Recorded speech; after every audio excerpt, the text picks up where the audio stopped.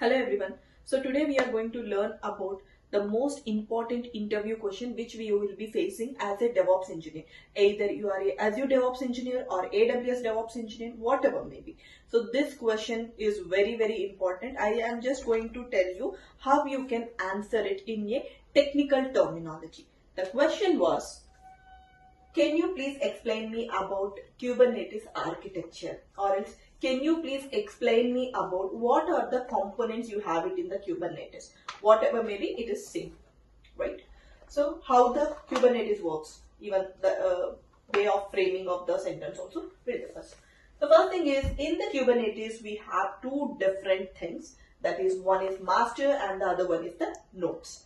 Coming to the master, which is the heart or brain of the Kubernetes, we call it. So in the Kubernetes master, we do have API server, that is Kube API server, and we have HCD, scheduler, control manager, and on top of the nodes, we have kubelet, kube proxy, and the container runtime.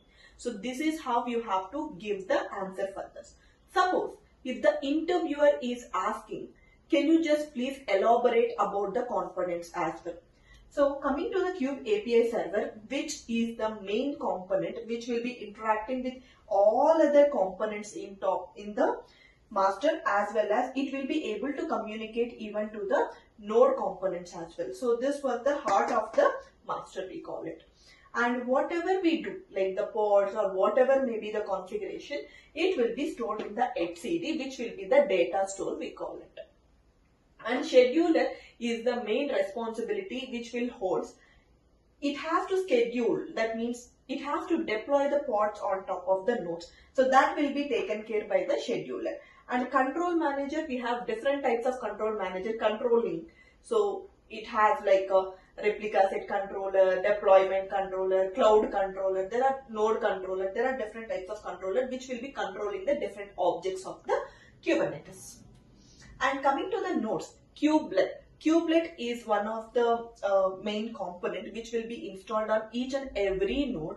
So which will be giving the information about the nodes, like whether the node is healthy or not, how many pods are running, what was the CPU. Every information this kubelet has it. So that is nothing but you call it as a head for this particular node. So this particular kubelet will be giving information to the Kube API server. Right?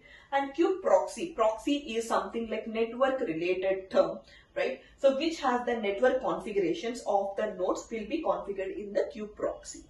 And container runtime. So on top of the nodes, what we are going to do, we are going to deploy our containers. So that's why to run that particular containers, you need to have the container runtime which needs to be installed on each and every node.